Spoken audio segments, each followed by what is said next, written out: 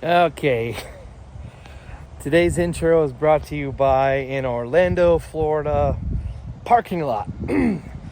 Editing this sucker on the fly while we're on vacation, and God, I just need that walking shot. I can't help it. So I've got no gear, so if you hear wind, sorry. But anyways, we're continuing on with fixing Jeremy's kitchen. We do a little bit of electrical, just a little prep work before they get to the backsplash. We also finish the underlayment for the floor, and then we start our tiling.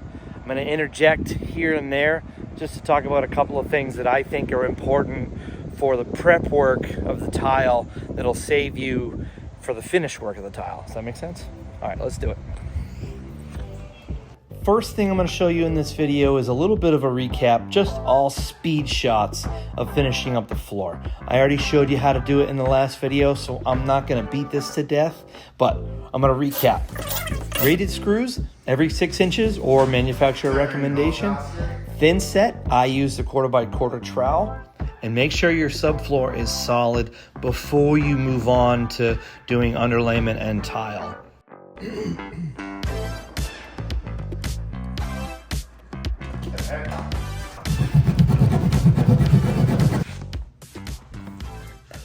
Hey!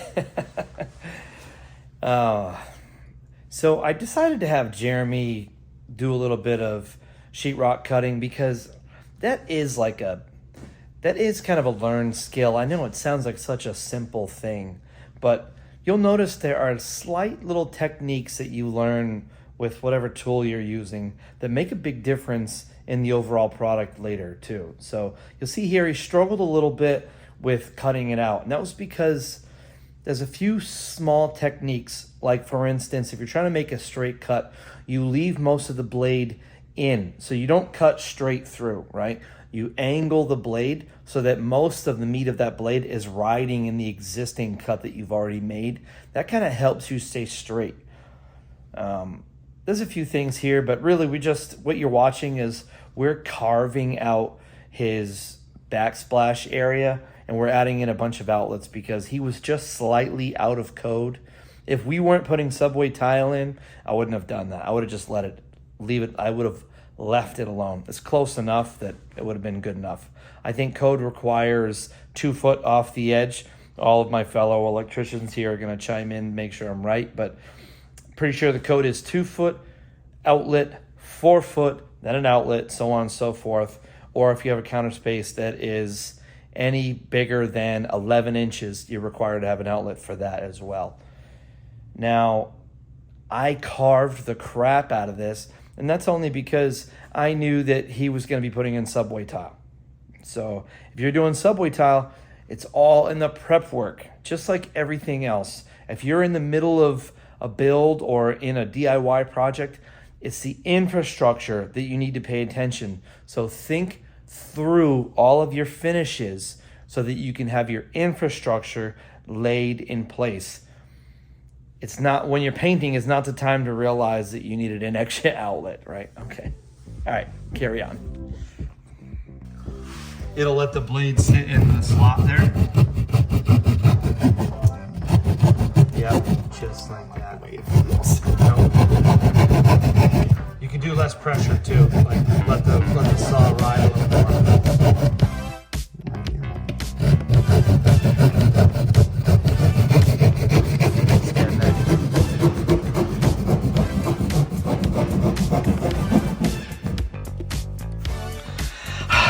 Deep breath. Get the oxygen.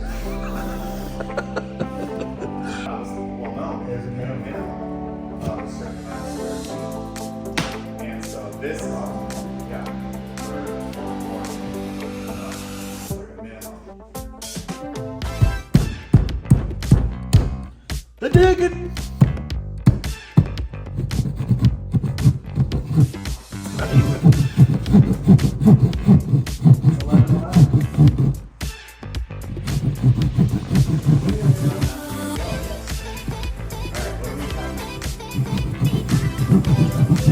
Oh, it's kind of hard to do that when I'm the only one with the Stand by. Sorry. Yeah, sorry. awesome. You guys do this for me? Quick interjection. You're going to see when I carve this square out, I don't punch that sheetrock saw back in when I change direction. If you do that, a lot of times you tend to break the back side of the sheetrock.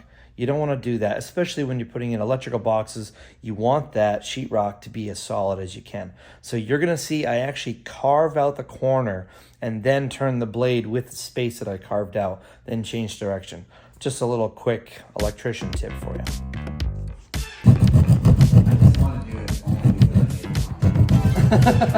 That's fair. I understand that. I understand that.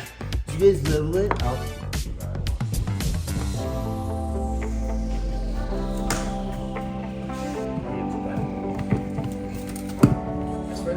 This little bar I'm putting in here is called a Madison strap, or otherwise known as a battleship. It basically grabs the back of the sheetrock and then you fold it around so that it holds the box in place.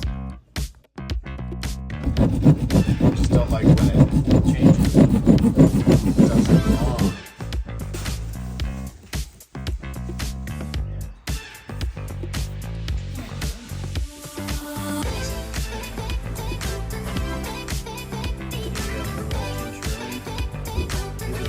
Harderoni. Yep. And then you get a little, yep.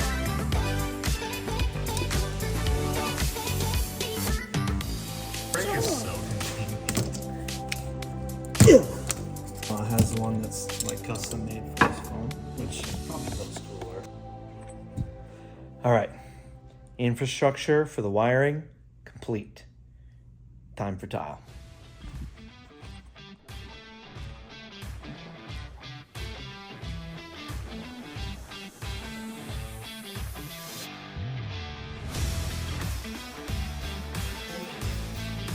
Can I borrow your eyes?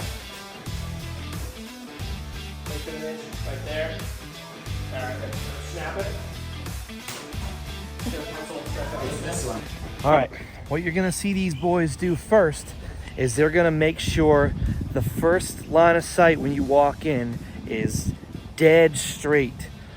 That's the most important part when you're doing tile. You want the first line of sight to be straight as an arrow.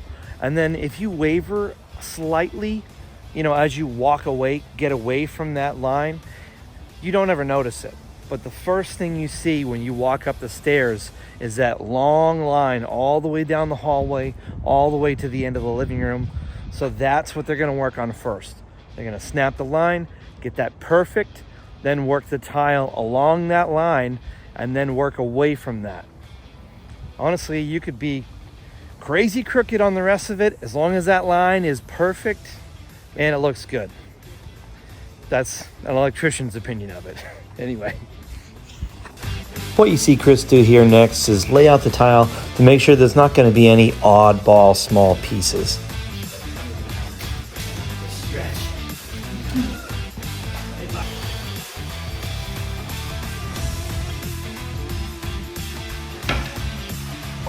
Ow, that's sharp.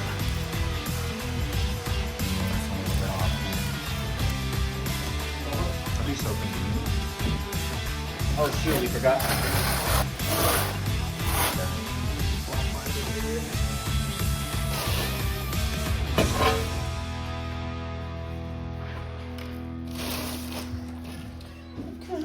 Ooh, grave mistake. He forgot to back butter. Okay, I want to introduce you to your best friend when it comes to tile, especially if you're a beginner. Back buttering. The process of back buttering is very simple. All you do is you take your thin set and you scrape a very thin layer across the back side of the tile. That basically triples your chances of your tile bonding well to the thin set ridges that you just scraped below. Do professionals do this? No, they don't do it, especially not for a medium or smaller tile. But that's because they don't need to do it, okay? They know they can put that tile down and they know when it's bonded just by the feel of it. You don't know that. I don't know that. And I put in a few thousand square feet at this point. But they put in about 1 million, right? So they know. We don't. So as DIYers, I'm telling you, this is one of the things, the key things that help me with no crack tiles and no pop tiles. Back butter everything. You know? 10:30 at 11 o'clock. I was productivity. Do you think my body shaking will be in there? Jeremy.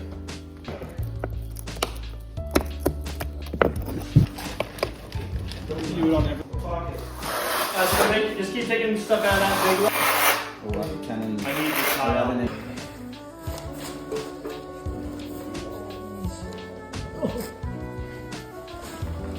I'm gonna get my own bag of lettuce.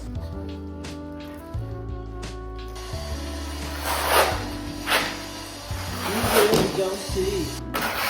Back butter!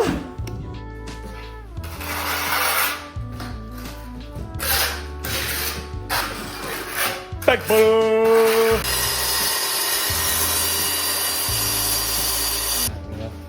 Gotta get it ready.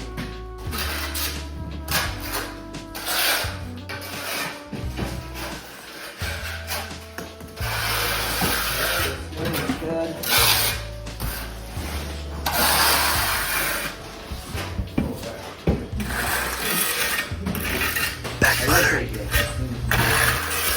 Me too.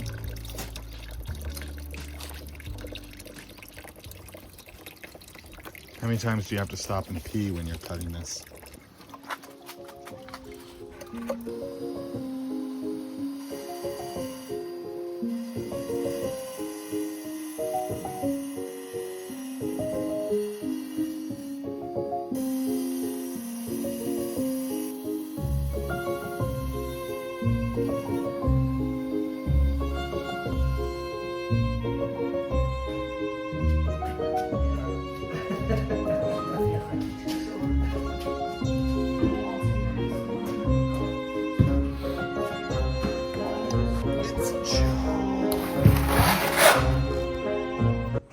Last interjection. The things that you keep seeing, those little red things, those aren't just spacers. Those are actually levelers. If you're going to be doing a DIY project, I would highly suggest that you get yourself some levelers. The most important thing that they do is when you drive that wedge in, I don't know if you noticed, but you'll see they fit under the tile, and then they act as a spacer for the tile, and then you drive that wedge in. And what that does is it forces the two, you can see my fingers here, but it forces, these are tiles, I promise. It forces the two tiles to be straight with each other. It reduces or eliminates what we call lippage, all right? They are a lifesaver if you're a rookie. Make sure you get them. We want it. Yeah. Now, I'm not going to kid you here. Doing tile is a long and terrible day, but when you're done and you crack off all those plastic spacers, it looks amazing, I promise you.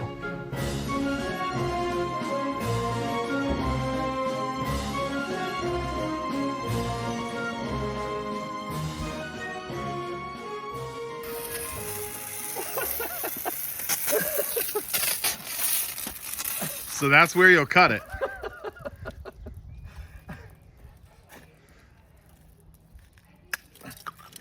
Okay, let's go. All right, so go ahead. I'll let you do your thing. So what you're about to see is a carpenter attempt to be an electrician. Ready? It's gonna be rough. Didn't work. It's gonna be rough. Now, as he goes, I'm gonna explain what he's doing wrong.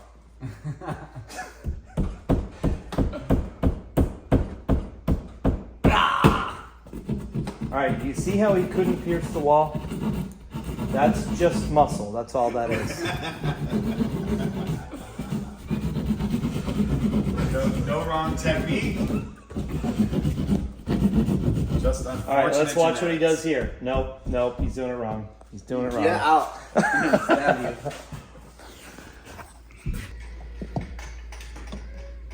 Ebony walked in on me the other day, pooping. Oh my gosh. I'm like, dude! She just waltzes in. Yeah, because she went and put her to bed, and then I'm in the bathroom, going poop, and then she just whips open the door. I'm like, you were in bed! And she's like, don't worry, I only saw your chest hair. Oh. Why did you not have a shirt on? Because I was going to go in the shower. I would take my shirt off when I poop. Just go and poop, and then jumping in the shower. So that's the full story. The shower was on, so she thought I was in the shower. Yep. So you were basically naked on the toilet, is what you're telling me. Which is even worse. Dally's done that to me once too, but she was laughing so hard. Do a camera tape. What? Is that recorded? Yeah. No. Yeah, it is. It's happened to everybody! Right?